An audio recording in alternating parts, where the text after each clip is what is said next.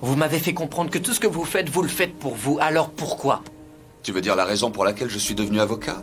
Ou que ton pote vendait de la drogue? Que tu ne savais faire que tricher? Je trichais parce que j'avais Tu besoin. pouvais gagner ta vie autrement, me prends pas pour un con. La vie, c'est ça. Et je suis là. Aujourd'hui, on va voir plusieurs scènes de la série Suits dans laquelle le personnage principal d'Harvey Specter a quelque chose de spécial qui fait que les hommes le respectent et que les femmes le veulent. Mais qu'est-ce que vous pouvez apprendre de lui? Comment s'y prend-il? Et mieux encore, comment vous pouvez devenir votre propre Harvey Specter? Dans cette vidéo, vous allez voir 4 clés du charisme que vous pouvez utiliser dans votre vie.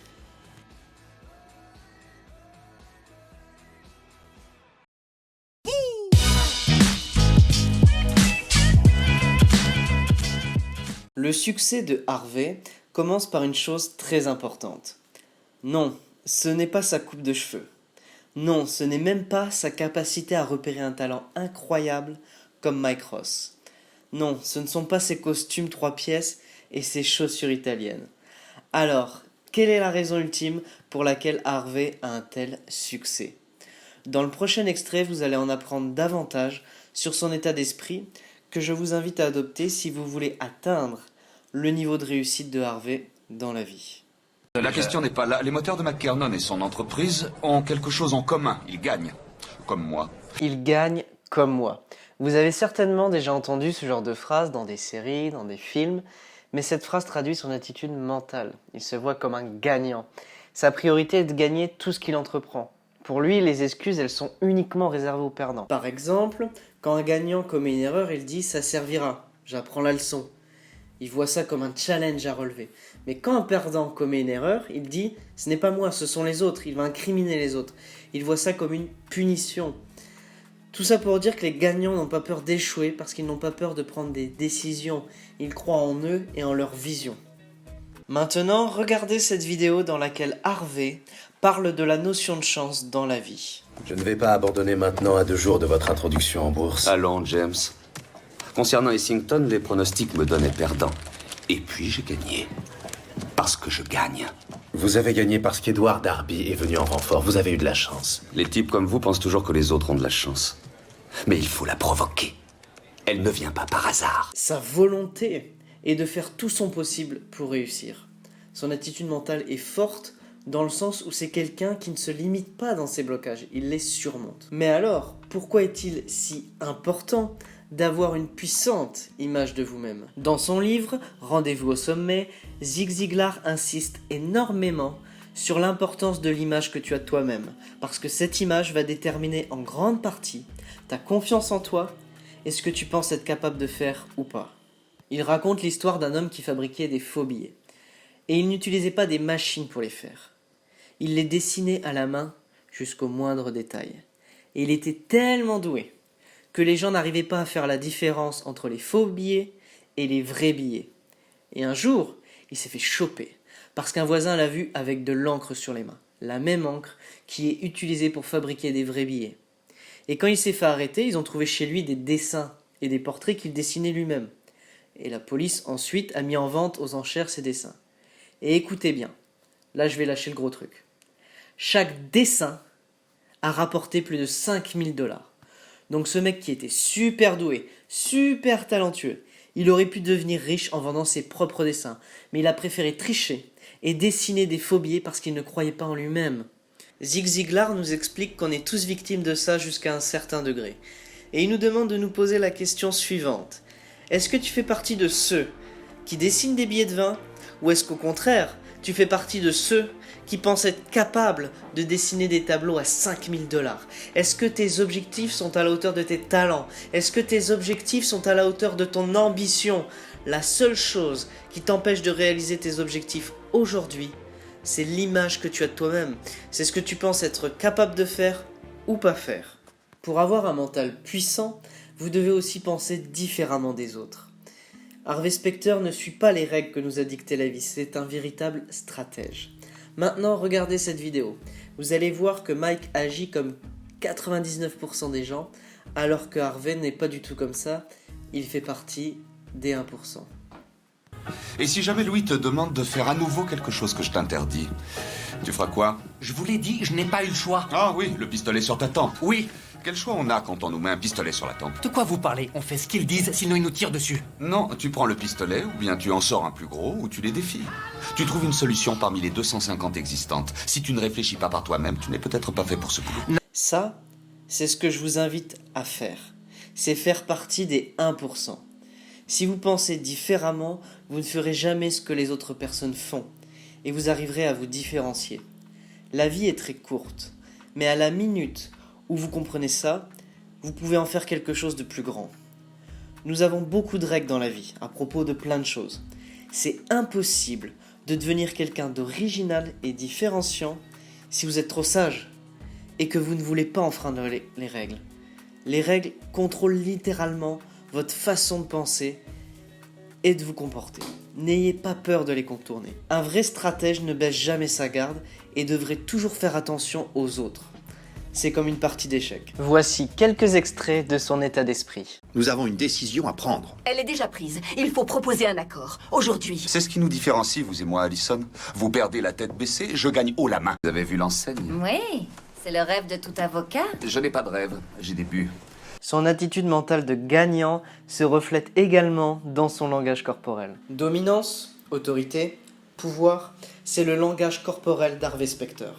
En tant qu'avocat respecté et meilleur négociateur de New York, son langage corporel doit être soigné. Voyons un exemple maintenant. Je lui ai transmis votre offre. Je lui ai présenté et je lui ai même dit de l'accepter. En fait, je l'ai sommé de l'accepter et vous savez ce qu'il m'a répondu? Il m'a dit de vous dire de vous torcher le cul avec. Je sais que vous ne m'avez pas fait venir jusqu'ici pour me dire cette phrase. Vous avez raison. Wyatt m'a dit autre chose. Il m'a dit qu'au lieu de passer des années en procédure et en tribunaux, dans 48 heures, il va mettre ceci en ligne. Ce n'est qu'une ébauche, mais vous voyez le concept? Qu'est-ce que vous nous montrez? Un site internet? Établi sous le nom de domaine de Suntech. Dans cette scène, Harvey négocie avec un acheteur. Mais observez la manière dont Harvey est assis à la table. Il a une position ouverte, large, puissante. Il est à l'aise dans son environnement et il n'a pas peur d'être attaqué et d'être face à son interlocuteur. D'avoir un contact visuel avec lui, alors que son client n'est pas ouvert à la discussion. Ses bras sont croisés, il est tendu et cherche à s'effacer. Harvey agit en position de force, comme un gagnant, alors que son client est désespéré de vendre, il part déjà perdant et ça se traduit dans son attitude corporelle. Maintenant, je souhaite parler d'un problème particulier, la maîtrise de soi, c'est-à-dire la gestion de vos émotions. Prenons un exemple. Vous êtes avec une fille, vous lui envoyez des SMS, tout va bien. Mais un jour, vous envoyez un SMS, mais elle ne vous répond pas. Vous allez donc en direction du canapé pour vous mettre assis et vous dire « Qu'est-ce qui se passe? Peut-être qu'elle est occupée. Je ne suis pas assez bien pour elle. » Et au bout de 5 minutes, vous allez avoir l'envie irrésistible d'envoyer un nouveau SMS, puis un troisième, puis un quatrième. Mais si vous faites ça, qu'est-ce que ça veut dire sur votre confiance? Sur vous? Sur votre expérience avec les femmes? Regardez cette vidéo dans laquelle Harvey donne un conseil important sur ce point-là. Harvey, il faut que je te parle de quelque chose si hyper important. Harvey, pourquoi ce ne sera pas nécessaire? Parce que vous ne suppliez pas une fille de sortir avec vous. Vous attendez, elle appellera. Ce n'est pas... Excusez-moi une petite seconde. Et si elle n'appelle pas? Elles appellent toujours. Et pour ceux qui ne sont pas comme toi? Tu parles de toi. Oui, en effet. Si elles n'appellent pas, c'est qu'elles n'appellent pas. Mais une fois qu'elles ont senti que tu es malheureux, elles ne te respectent plus. Et de toute façon, tu ne peux plus avoir ce que tu voulais. Au lieu de se sentir rejeté, il faut voir cela comme un test de votre confiance en vous. Si elle ne répond pas, vous arrêtez de lui envoyer des SMS. Rappelez-vous ça, les émotions dirigent vos décisions, mais si vous arrivez à gérer vos émotions, vous montrez à quel point vous avez une maîtrise de vous-même et ça plaît énormément aux femmes. C'est donc une règle que je vous invite à suivre. Pour vous faire comprendre encore plus cette notion de self-control, je vais vous montrer une scène avec Harvey et Donna, sa secrétaire, qui veut quitter son poste auprès d'Harvey pour aller avec le deuxième avocat du cabinet, Louis Litt. Vous pensiez qu'il suffisait de vous comporter comme si j'avais changé d'avis pour que je change vraiment d'avis? Je vous en prie, Donna. Louis, combien de temps ça va durer, cette histoire? Ça durera le temps que j'ai envie que ça dure. Donna... Ma décision est prise. Voici ma lettre de démission, mais je n'ai pas l'intention de vous laisser en plan, donc nous avons 2 semaines pour vous trouver une nouvelle secrétaire. Vous avez dit me trouver? Oui, J'ai déjà fait une liste des 10 meilleurs secrétaires juridiques de la ville. Vous voulez dire que vous avez fait une liste pour Louis avant de décider de m'abandonner? Je ne vous abandonne pas. Je fais ce que j'estime être le mieux pour moi. Bien, alors puisqu'on doit faire ce qui est le mieux pour nous, vous savez ce qui est le mieux pour moi? Qu'on ne perde pas de temps et qu'on en finisse. Harvey. Alors prenez toutes vos affaires, allez retrouver Louis. Et prenez ça avec vous. Ce n'est pas comme ça que deux adultes qui ont de l'estime l'un pour l'autre passent à autre chose. Si vous voulez mon avis, deux adultes qui ont de l'estime l'un pour l'autre ne passent pas à autre chose. Donc si vous devez partir, faites-le maintenant. Dans cette scène, Harvey accepte la situation. Il la met devant le fait accompli, il ne cherche pas à la retenir en lui disant « S'il te plaît, reste avec moi ». Il ne montre pas qu'il est dans le besoin. Même si au fond de lui, il souhaiterait que Donna reste. Mais c'est ce qui s'appelle le self-control, garder son calme en toute situation. Maintenant, regardons ensemble les réactions de Louis Litt. Dans cette vidéo, Louis trouve une fiche de remplacement de secrétaire qui lui était destinée avant que Donna quitte Harvey, et regardez sa réaction. Secrétaire remplaçante pour Louis.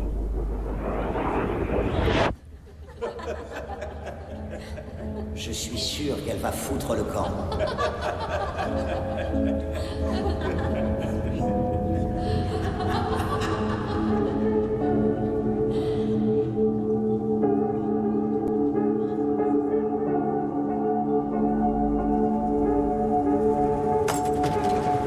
Comment ça s'est passé avec Monsieur Phil? Bien, mais avant que vous ne vous disloquiez le bras en vous donnant une tape dans le dos, vous allez me classer tout ça avant de partir ce soir. Tous les dossiers? Oui, et surtout n'en oubliez pas, c'est pour ça que j'ai dit tous. Et tous mes logiciels devront être mis à jour pour demain matin. Louis, j'ai des places pour le théâtre, je dois partir à 20h. Deuxième jour, et vous prenez déjà des habitudes de Je ne sais pas fonctionnaire? en quoi le fait de quitter à 20h constitue... Norma travaillait jusqu'à minuit 7 jours sur 7, ça ne lui a jamais percé un œil. Percer un Oui, œil? percer un œil. Vous avez du mal à me comprendre? Attendez, je sais pas si c'est parce que vous n'avez pas eu votre jus de pruneau au goûter, mais je vous avoue que vous me mettez mal à l'aise. Alors que les choses soient bien claires, je ne vous ai pas engagé pour que vous vous sentiez plus à l'aise qu'ailleurs. Vous êtes ici pour faire ce que je vous demande.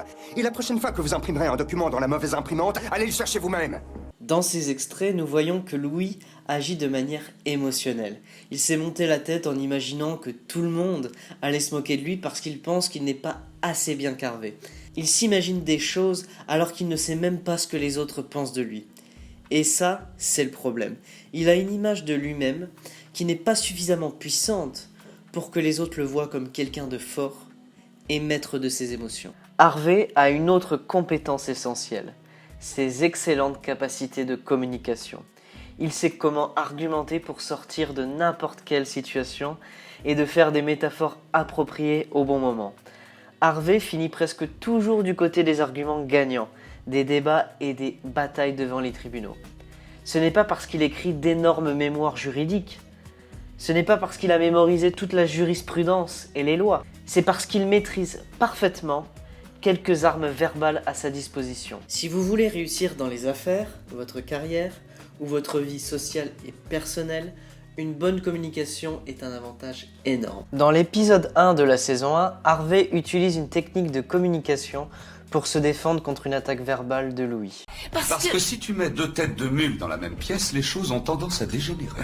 Il est 9h30, quelle délicatesse d'arriver ici avec 2 heures de retard. Oh, et je vois qu'aujourd'hui tu as mis ton joli costume de Mac. Désolé, Louis, je suis sorti tard hier soir et quand je me suis réveillé, c'est le costume que m'a tendu ta femme. C'est une technique qui constitue l'un des moyens les plus puissants pour se défendre contre une attaque ou une insulte. Harvey ne réagit pas au quart de tour quand Louis lui dit qu'il a 2 heures de retard et qu'il ressemble à un Mac. Harvey ne se justifie pas mais il accepte la situation dans un premier temps en disant « Désolé Louis, je suis sorti tard hier soir », puis en rajoute par rapport à ce qu'a dit Louis, avec une touche d'humour cette fois-ci, « Et quand je me suis réveillé, c'est le costume que m'a tendu ta femme ». Donc cette technique consiste à accepter la situation et ensuite à ajouter une touche d'humour. Si on revient à cette scène, on se rend compte que lorsque Louis fait cette remarque à Harvey, Harvey l'écoute en se servant une tasse à café et répond en ne le regardant même pas. Il n'est pas perturbé lorsque Louis lui fait cette remarque. Maintenant, passons à un petit bonus avec 2 stratégies de négociation d'Harvey Specter. Il y a un passage dans la saison 3 où sa cliente, Ava Essington, après avoir vu Harvey opérer, veut l'embaucher pour qu'il travaille pour elle.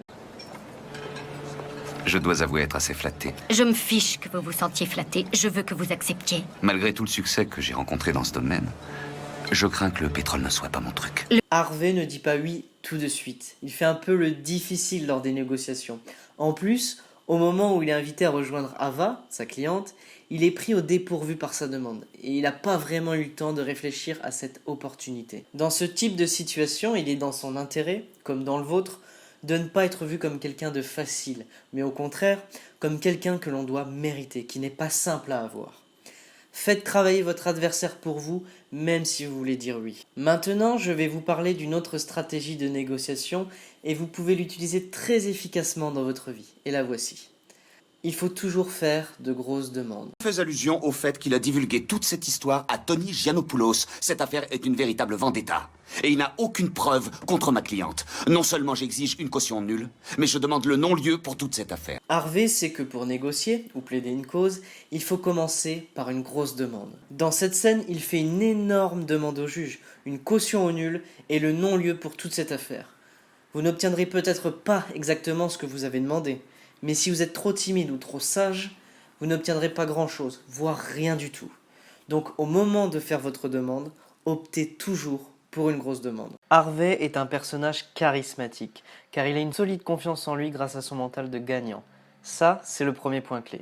Le deuxième point clé, c'est son langage corporel fort qui est imprégné de pouvoir et de domination. Il agit de manière proactive. Troisième point clé, son self-control. Harvey agit avec calme aux situations extérieures pour trouver des solutions à un problème. Et enfin, le dernier point clé, c'est son excellente communication. Il ne parle ni trop, ni pas assez. Si vous parlez trop, vous risquez parfois de dire des bêtises et les gens sont des machines à interpréter les choses. Donc plus vous apprenez à vous taire, moins vous en dites et plus vous pouvez dissimuler vos véritables intentions et garder vos cartes pour vous. Cette vidéo a demandé beaucoup de temps pour les recherches, pour l'écriture et le montage. Si je vois qu'elle fonctionne bien et qu'elle vous aide, je pourrai produire d'autres vidéos dans le même genre. Alors si vous avez envie de voir d'autres vidéos dans ce même type, la façon la plus simple c'est par commencer de laisser un pouce bleu juste en dessous de cette vidéo, allez-y, puis partagez la vidéo sur votre mur Facebook, et bien sûr vous êtes complètement libre de vous abonner en cliquant sur la petite cloche juste en dessous de la vidéo. Je vous laisse maintenant découvrir le prochain épisode.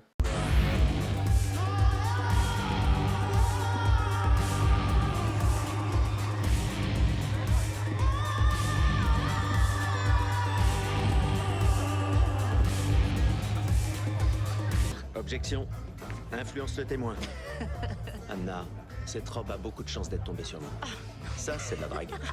Si je vous dis que je viens de passer 2 heures sans pouvoir détacher mon regard de vous, c'est un fait. Il y a plein de jolies femmes dans ce bar. Votre amie, déjà. Salut. Je vous aime. Mais j'arrive pas à détacher mon regard de vous. C'est un fait, c'est pas de la drague.